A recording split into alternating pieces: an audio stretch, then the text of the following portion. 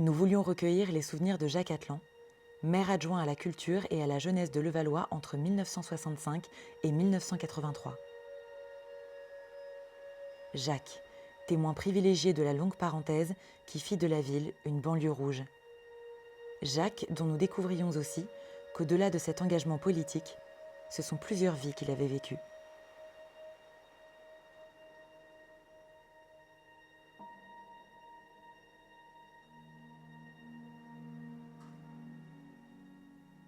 Il naît le 31 décembre 1930.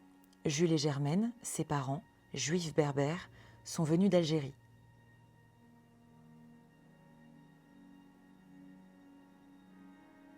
La famille vit rue de la Saïda, voisine de la Ruche, la cité d'artistes du passage de Dantzig, où l'enfant s'échappe parfois.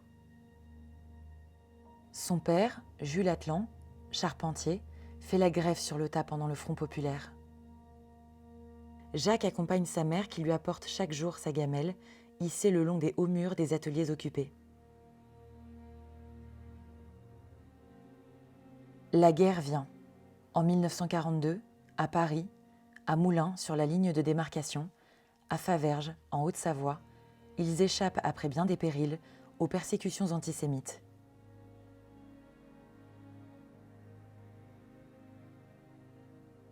Jules meurt en 1944.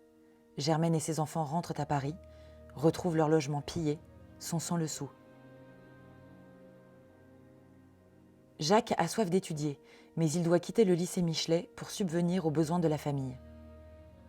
Le jeune homme entre à la Banque des Pays du Nord, celle de Charles Schneider.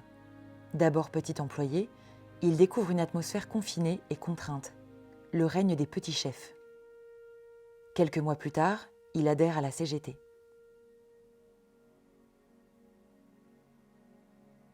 L'envie d'écrire le taraude. La revue de la Tour de Feu publie un de ses poèmes.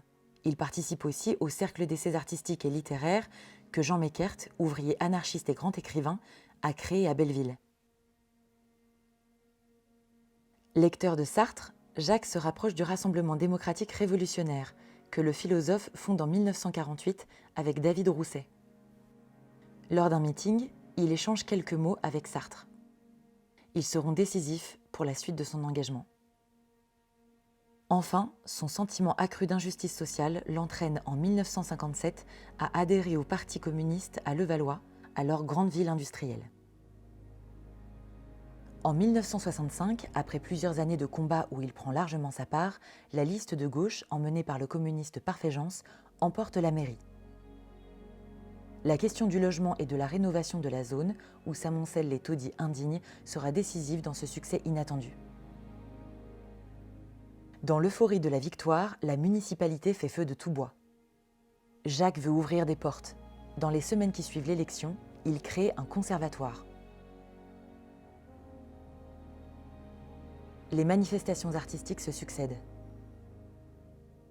Pour impliquer les habitants, il lance la revue Public, où vont s'exprimer Césaire, Villars ou encore Aragon. Les équipements culturels sortent du sol. Bibliothèques, théâtre, foyer de jeunes, MJC.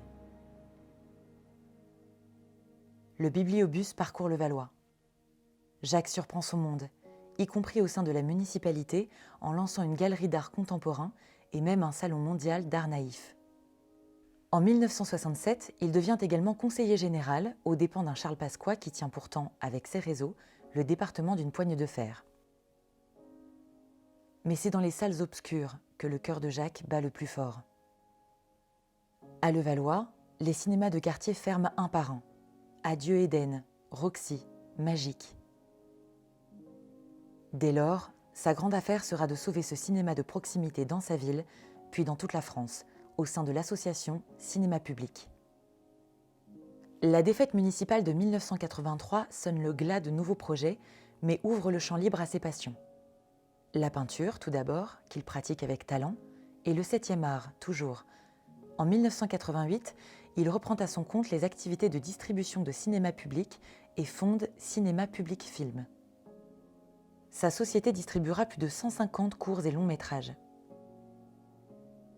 Il étend son action à la production et présentera la genèse du malien Cheikh Oumar Sissoko au Festival de Cannes en 1999, sa plus grande fierté. Jacques, toujours sur la brèche, il publie en 2012, se rappelant qu'il fut analyste financier, un ouvrage remarqué sur la crise bancaire. Jacques, qui aujourd'hui, à 90 ans bien sonnés, bataille pour la sauvegarde des fresques de Boris Staslitsky, artiste emblématique des convulsions du XXe siècle.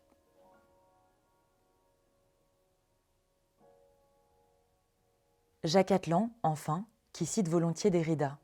« Me demander de renoncer à ce qui m'a formé, à ce que j'ai tant aimé, à ce qui a été ma loi, c'est me demander de mourir. »